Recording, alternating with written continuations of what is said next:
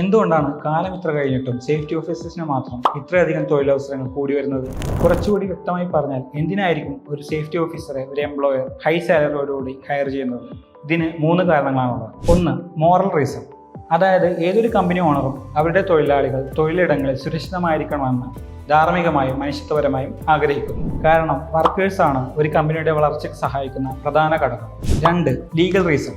ഇന്ത്യയിലും വിദേശത്തും ഒരു കമ്പനി നിലനിൽക്കണമെങ്കിൽ ആ രാജ്യങ്ങളിലെ നിയമവ്യവസ്ഥക്കനുസരിച്ച് തൊഴിലാളികൾക്ക് സുരക്ഷിതത്വം ഉറപ്പുവരുത്തേണ്ടതായിട്ടുണ്ട്. അതായത് വർക്കേഴ്സിന് സേഫ് ആയിട്ടുള്ള വർക്ക് പ്ലേസ് ഒരുക്കി കൊടുക്കുവാൻ ഏതൊരു കമ്പനിയും അവിടുത്തെ ഗവൺമെൻറ്റുമായിട്ട് ലീഗലി ബൗണ്ടഡ് ആയിരിക്കും.